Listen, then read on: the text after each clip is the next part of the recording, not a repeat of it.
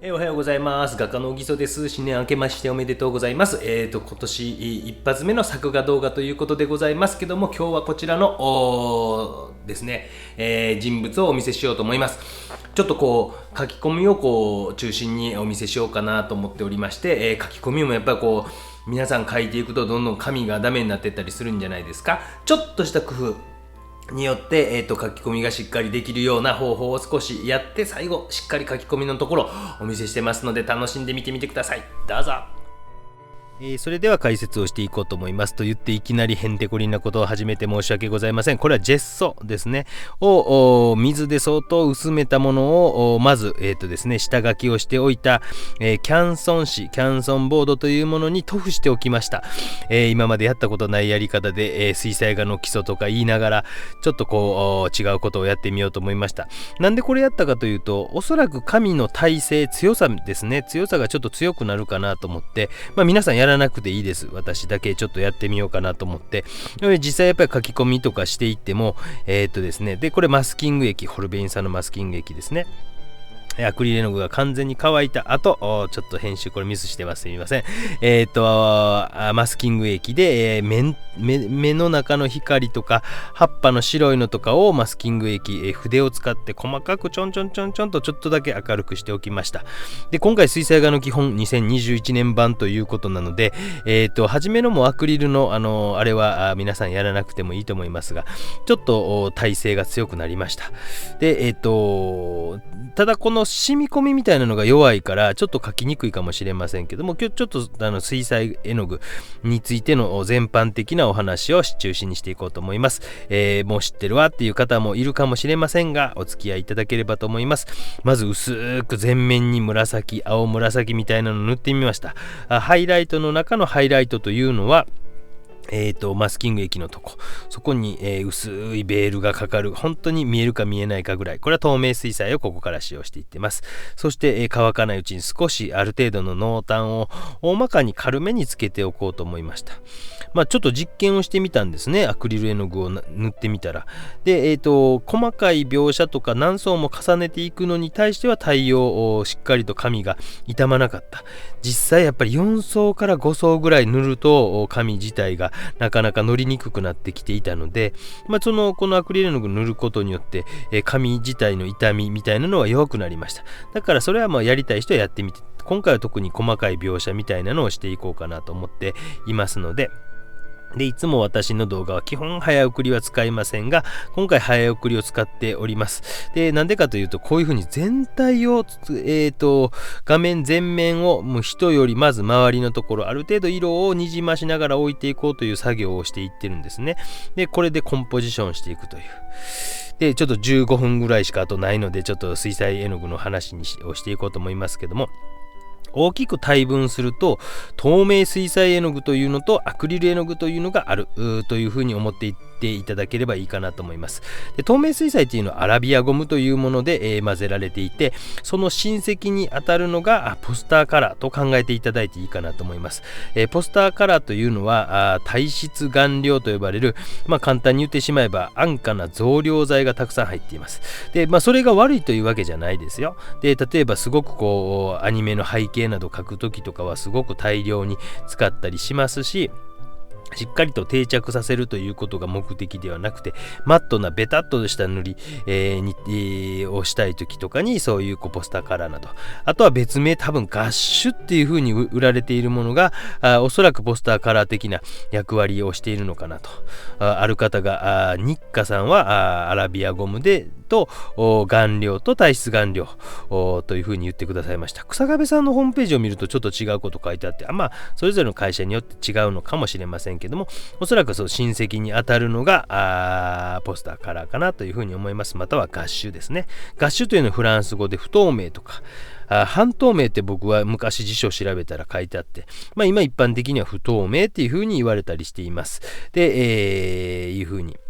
だからベタ塗りとかですね。でよくこうなんか子供の用のなんていうかホームセンターとかでも売ってるような絵の具というのはガッシュという類。この体質顔料と呼ばれる炭酸カルシウムというんですけども、これっていうのはすごく安価安いんです。ものすごく安いんですね。でそれがたくさん入っていて、でも絵の具顔料と混ぜ合わせても色味は若干鈍くはなりますけども、例えば青でもちょっとマットな青になるとかっていう感じで、増量剤とかに使われてます。よくこう対策用絵の具とかっていうのを売ってたりすると思うんですけど、ああいったものっていうのは大体そういったものが入っていて安価に売られているということです。で一方アクリル絵の具っていうのはアラビアゴムと違ってアクリリックポリマーエマルジョンとかアクリルエマルジョンとかいう風に書いてあったりしますけども、言うてしまえば、しっかり固まって、乾いたら取れないというものですね。で、その親戚筋に当たるのが、アクリルガッシュとかっていうやつだから、生粋のアクリル絵の具の方が高いと思います。で多分それぞれの絵の具会社さんで微妙にこう違ったりするから、なんか名前が統一されていないんじゃないかなというふうに思います。おそらくです。これは勘ですけども、なんかですね。でこう前面をまた描いていくという、今人間の肌の部分薄く描きました。すごく基本的な技法です。薄く描きながら 3,4 層ぐらいである程度まとめ上げようかなということをするために、前面をこういう風にコンポジション、今紫をポンと塗ったんですけども、一箇所にとどまらず何箇所かちょっと画面の中で響き合わせてあげたりするとか、濃いところをグッと置いて、それが画面の中で、他のところと響き合ってっていう風に、作っていく途中段階でもある程度画面としては成り立つようにしているっていうところが、画面全体を見ながら描くということでございます。でその一番こう初心者の方とかっていうのはやっぱりこう透明水彩とかですね、ガッシュなどで描いていく方がいいかなっていうか、ですね、特に透明水彩の場合っていうのはですね、先ほどちょっとパレットが右の方に見えましたけども、固まってもまた水でシュシュシュッとこう綺麗な水かなんかを上からかけてあげるであるとか、私なんか霧吹きで描く前にシュシュシュシュシュとやったりすると、少し戻りますというか、また使えます。ものすごく大量にドバーとかって使いたいときはまた新しく絵の具をチューブから出したりするんですけども、もうパレットに僕はジョバーっとこう出していたりするので、なんかこう透明水彩の方がやっぱりガッシュとかよりは綺麗かなというふうに思いますし、固着力は強かったりするかなとポスターからももちろん書いたことありますんで、いう感じがします。でなんとなく3層4層ぐらいで終わらしていった方がいいのかなっていうふうに、要は薄い絵の具を透明ということなんで、向こうはトランスペアレントウォーターカラーっていう風に売ってるんですかね、海外。大体ウォーターカラーって多分売っているけど、トランスペアレントというあれがつくのかどうか、ちょっとそこは調べてないので、海外の方教えていただければと思います。今顔のとこを描いています。こうベタっと塗って、ほっぺたのエッジがすごい強くなりますよね。カクッとしてますよね。で、後でその塗った後に、綺麗な水で、これそうかな、今水だけでこうぼかしてあげたり、溶け合わすっていうんですかね、っていうことを結構してあげる、とグラデーションというのがつきますので、グラデーションというのはすごくこう絵を描く上においては、大事な技法の一つだったりしますよ。で髪の毛なんかももう土台として少し青みがかったような感じにしていったりとか、印象派というのはだいたいこう青系とか紫系とかっていうのを使ったりするので、ちょっとそういう感じにしました。これはなんていうか、ラファエル全般的な、僕は最近どうもそういうの影響を受けてるのか、こういったものとかラファエルコラン的な印象派的な感じかもしれませんけども、なんかこうそういう感じのモチーフを描いております。で、アクリル絵の具というののメリットデメリットで言うと、乾きが早いし、乾くともう取れない。デメリットで言うと乾きが早いのと乾くと取れないと。で透明水彩っていうのは多少取れます。完全に取るっていうのは難しいですが、また画面を構成していく場面っていうのはちょっと早送りで、今顔の部分にググググっと暗さが来て細かい描写来てますよね。でここだけでとどまらないように少し周りの今腕なんか手とか描いていったりとかして、画面の前面とかって今手とかも少し描いておこう。全部描くわけじゃなくですね。でこういう全体を作っていくということをしていくっていうことができるようになってくると、スケッチなどに行った際に結構重宝しますよ。だからその透明水彩というのは厚塗りはできない。一方アクリルまたはアクリルガッシュというのは厚塗りもできるということですね。で例えばアクリル絵の具とかでもいろんなものが売ってるんですね。モデリングペースト、モデリングですから盛り上げ剤みたいなとかですね。でジェルメディウムっていうのは要はアクリリックポリマーエマルジョンの原液ですね。それの硬い版とか、グロスポリマーメディウムっていうのはちょっと柔らかい版とか、それと顔料を混ぜ合わすと多分アクリル絵の具になったり、アラビアゴムと顔料を混ぜ合わすと透明水彩になったりするんだと思います。でパレットに関しては今映ってますけど、僕はもうこういうしっかりと何ですか、ステンレス製ですかねのものを買っておいた方がいいと思います。はっきり言ってしまうと一生もんやと思いますので、よくプラスチックとかの安いのもとにかく安く済まそうと思うことを僕はしない方が、後々やっぱり例えば絵の具なんかも私100均でいいですわとかっていう方いるんですけども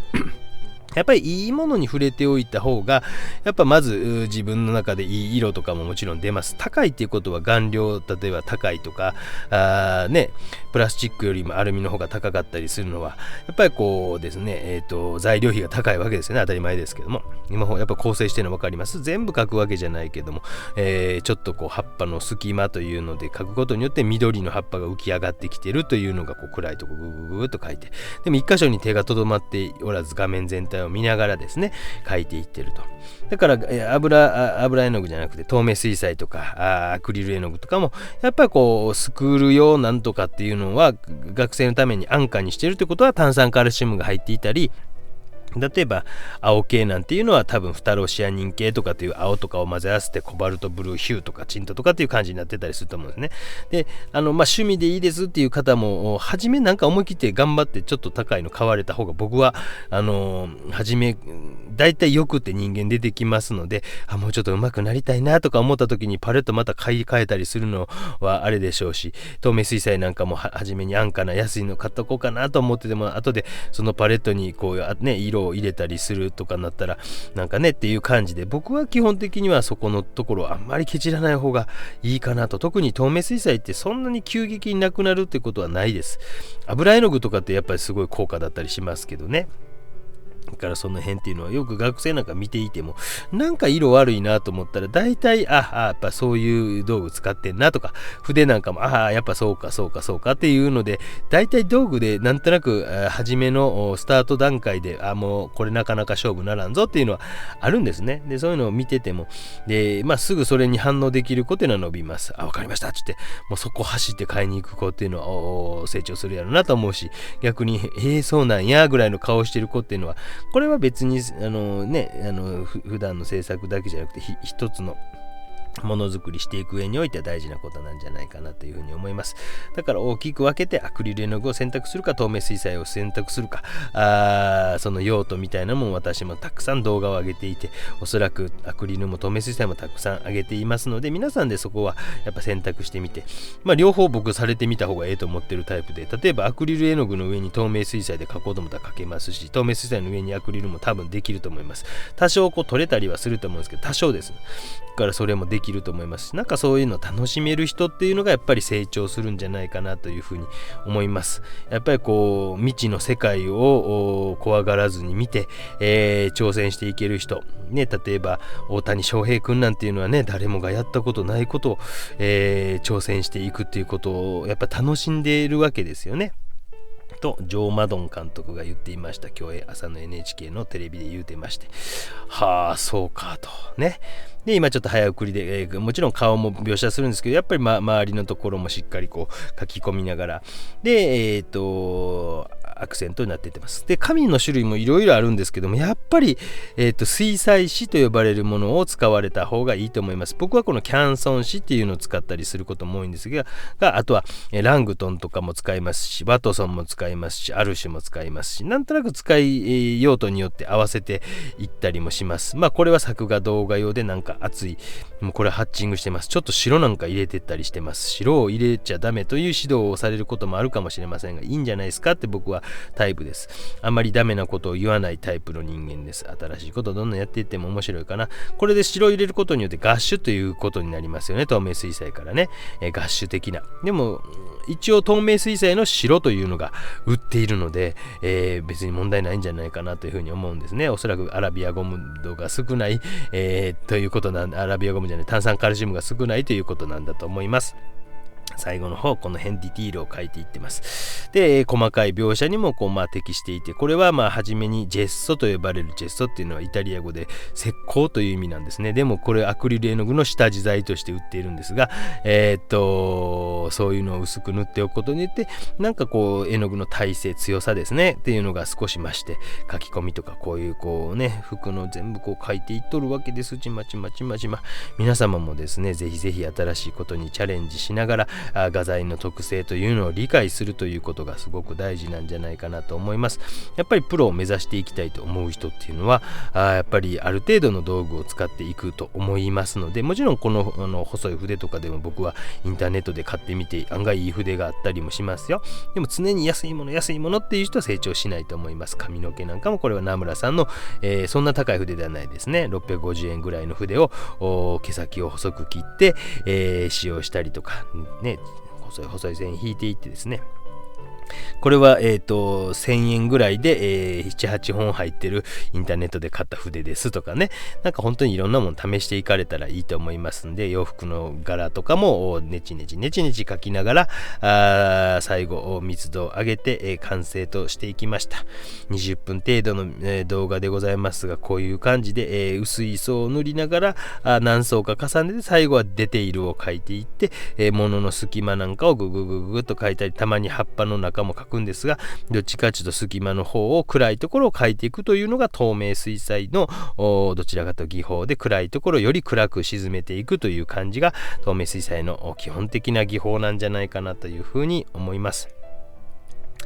ということで話がある程度終わりました。ネチ書いていくわけですね。本当にこういう画材を知っていくことによってですね、今 iPad っていう呼ばれるものとかで絵を描けたりするわけですね。私なんかも実はそれをちょっとやってみようかなっていうことで、新しいチャレンジをしようかなと思って、先ほど、今12月31日に車の中で録音しているわけでございますが、少しデッサンをフェっとデッサン的な鉛筆だけを使って描いてみましたけど、15分ほど楽しいものでございますよ。皆様新しいテクノロジーであるとか画材であるとか、自分にとってなんか未知のものとかやってみたいなと思っているものをぜひ、チャレンジしていくっていうことはね、脳活にもなるんじゃないですか。わかりませんが、ちょっとこれなんか青っぽいの入れてってますもんね。なんか白と青っぽいのを混ぜ合わせた色を点々っていうことで、筆色分割法的にこういう口のところもう少しぼかしてやろうかなっていう感じで描いていったわけでございます。髪の毛も最後描いて、以上としました。 4,5 時間はだいたいかかってます。だいたいこういったぐらいのクオリティの作品というのを展覧会等に出品して、全部端から端までガチッと描くというより、絵の具の遊んでいるところみたいなのも残しつつ、書き込みもしっかりしつつみたいなメリハリみたいなのをつけた。でこれは油絵に今後描いていこうかなというふうに思っているわけでございます。サインを入れました。以上でございます。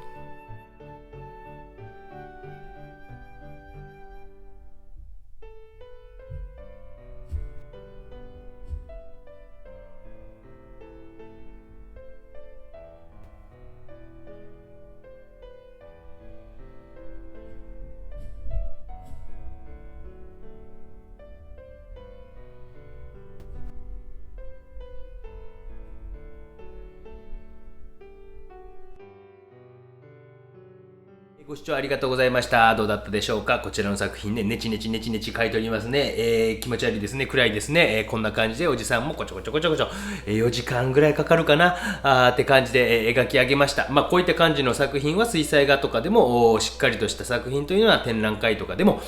発表したりしますので、機会があれば本物を見に来てくださいね。ありがとうございました。ご視聴また。チャンネル登録よろしくね。SNS もやってってます。よろしくね。よろしくね。